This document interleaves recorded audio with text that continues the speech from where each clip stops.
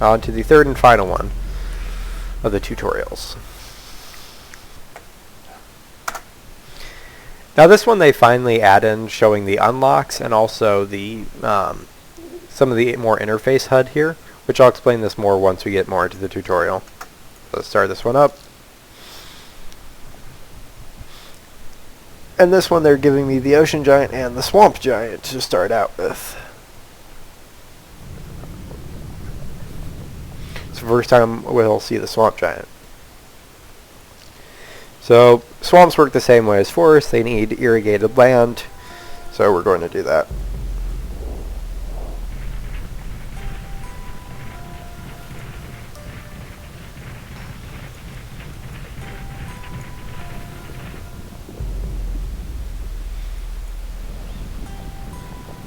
And there we go. We have the swamp. And now we're creating herbs in the forest and the swamp. Same type of thing. I'm placing it here so we don't get it too close to the water.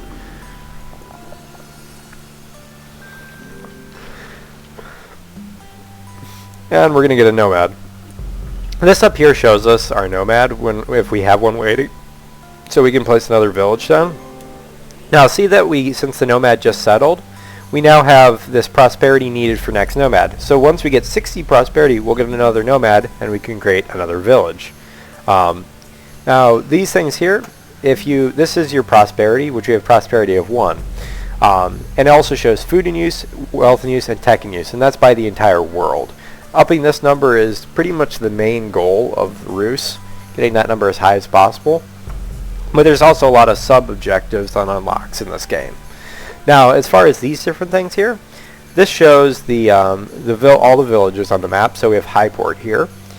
Once a project starts up here, which we will in a bit, we can click on the second one and I'll show you that. So right now they've unlocked the growth aspect. This is the first of the aspects that they give you, which now these different aspects do different things. So starting off, they just want us to growth aspect these, which the basic form of the aspect, they allow you to transmute stuff. But that's not all they do. They also add stats, which a lot of these stats, they're actually influenced by Natura. So the lesser aspect will gain us 2 food if we have 1 Natura on the spot, which we do. So we're gaining 2 food from that.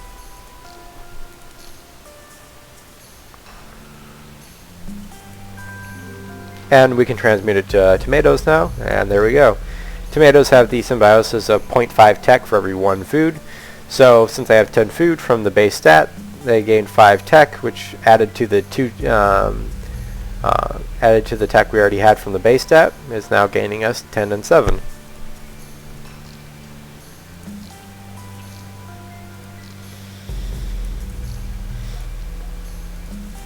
Okay, and now we have our first project started, which is the school project. We've seen this one. 15 food, 15 tech. And we gain 2 food and 2 tech for each tomato within borders. So just plop down a bunch of tomatoes.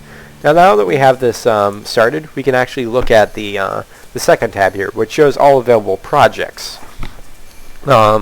Which this bar here shows the time left on here, and it shows the abilities.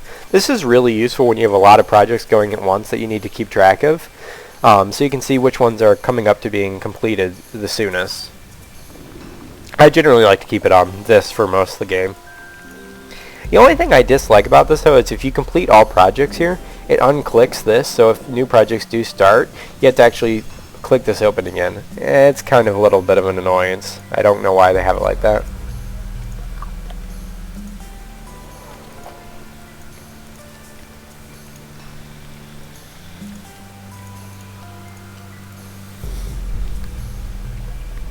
I'm just going to do a little bit more herbs just to finish this up a little faster. And we're still within the butter zone, no greed growing, which is good.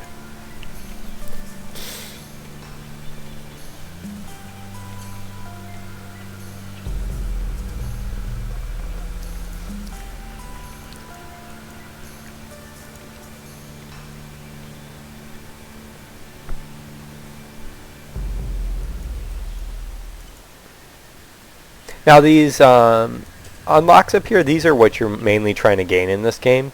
which is way more than these 3. They just show you the 3, what they consider the easiest ones to get at your current spot. So, like getting a forest tribe with 100 prosperity. Oh, just a second.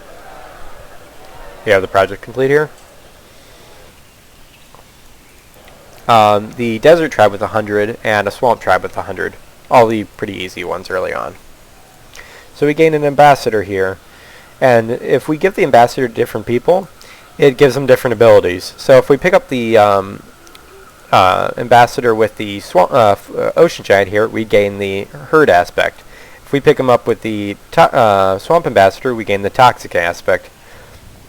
I'm going to go for toxic aspect here, because that one upgrades plants, and I prefer plants at the moment. Now it's just wanting us to get another nomad in use here, so we're going to try and raise the village to 60. And it's also giving us the rock giant now.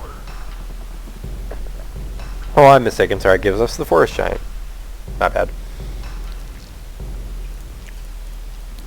But anyways, while we're waiting for it, we're going to get a new biome started here so we can get the next village going.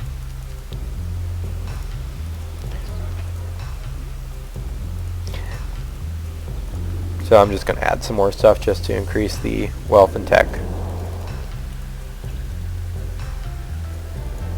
Now the different aspects, they have different levels later on in the game, but for now we just have level 1s, which have the chance to give either a lesser growth aspect of 67% or a potent growth aspect of 33%. Later transmutations will require better aspects, so you'll need actually like potent, greater, or sublime to actually upgrade things to transmutations. And also the higher ones also give more of their resource. So while we're gaining the resources here, the growth aspect gives us food and natura to plants. The herd aspect gives us food to animals, and the crystal aspect gives us wealth and awe to minerals. Now if we look at the swamp giant here, toxic does tech to plants, wealth and danger to animals, and tech to minerals. Forest giant, leaf does tech and natura to plants, food to plants, and food and danger to animals. There's also the rock giant, which when he comes up I'll show you his.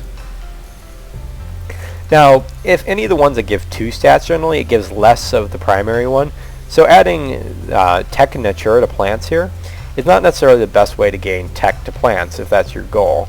It would actually be the toxic aspect. It would gain you more base tech than the leaf one would. But the leaf also has, of course, the bonus of getting the natura as well, which is used in different things. There we go, we have 60, not really, there we go, now we have 60 in use. Although that chirped a little too early. That's weird.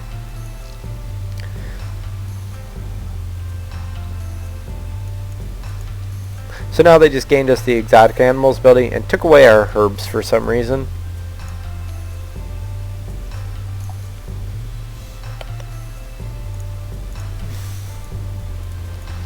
And they want us to place exotic animals in the forest.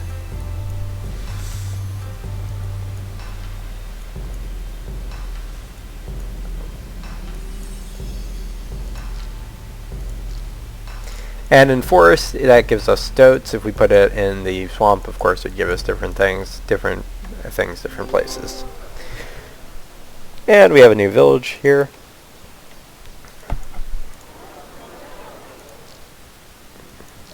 And they're going to finally give us the rock giant. So we have all 4 giants now.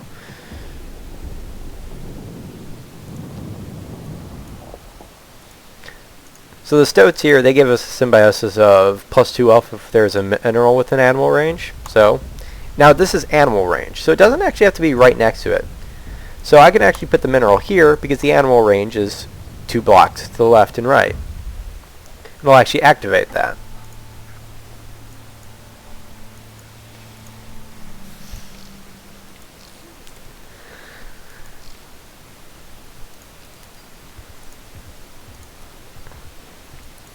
Oh yeah, so the rock giant here, he has 3 aspects. Exotic aspect, which gives wealth to animals. Noble, which gives wealth to minerals, and the Seismic, which gives tech and awe to minerals. So now they're having me use the leaf aspect on the blueberries I just created, which will allow me to turn these into strawberries. Now strawberries gain a little bit of tech over just base blueberries, but actually the best thing to do with this is to put blueberries right next to it, which they have you do. Since the blueberries gain 10 food for being next to a strawberry, and the strawberry gain 3 food for being next to a blueberry, so they work well together, gain me more stats. And now we start our shrine project. Now, this is rigged right here. It gives us the specialization of Greed Express. It's going to give us 5 tech for every food, and you require 15 food for the project. So, we're going to gain really greedy. Even if I were to play this carefully and make it so that the greed is less than 20, once the project's done, it's still going to pop up to max greed. The game guarantees this. So, there's really no point in fighting it. It's all part of the tutorial.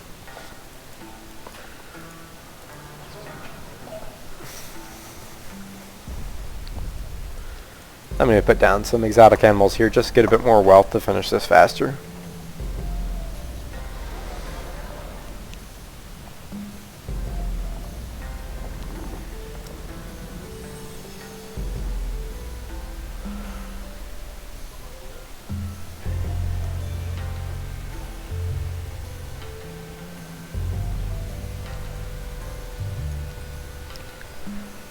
Also, these different abilities, you'll get different ambassadors from different types, so you want to generally have an even spread of forest, swamp, and desert ambassadors.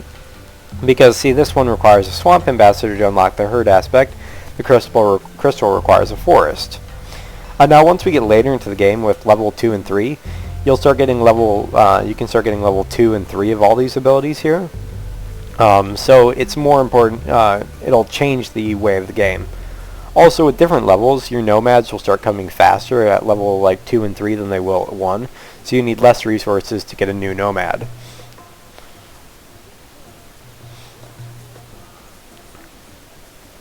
But at the moment, even if we got like 3 nomads on the rock giant here, he could only have all the abilities, he could not actually have level 2 of anything.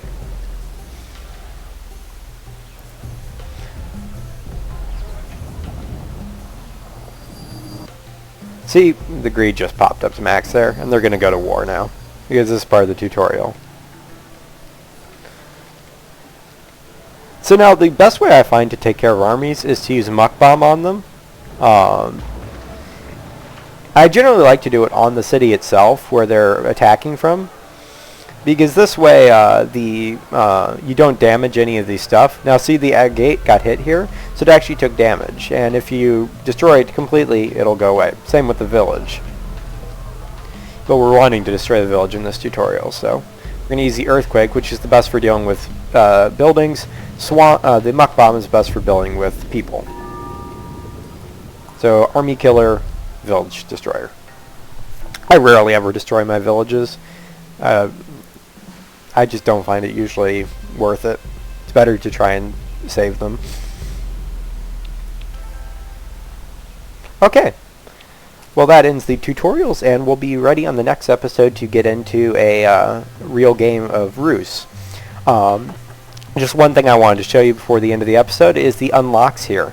So for doing the tutorials, they gain you a couple of abilities, a couple of new abilities, which the unlocks, if you saw, like when I looked at the herbs in the forest, I couldn't actually upgrade one of them because it did not have the unlock for it, which these unlocks are gained through the development. So like that, gain 100 for a forest tribe, that is going to gain us the foxglove. I'm pretty sure of it, at least. And so you need a certain number of these developments to go to the next tier. So even if I were to, let's say, get the development down here of 6,500 prosperity while rank 1 in a 30-minute era, I will not gain that unlock because it's not one of the ones I can go for right now. By the way, if there's anyone that can get 6,500 prosperity in a 30-minute era, please link me your video because that's very impressive and I want to see that. But that's besides the point. So anyways, if you liked my video, make sure to give a thumbs up. Leave a comment if you have any suggestions for me. I don't claim to be the best Roost player out there or anything like that. If you have any suggestions, or if there's things you want me to tell you about that I failed to mention in the video, you can tell me about that too. Thanks for watching, and have a nice day.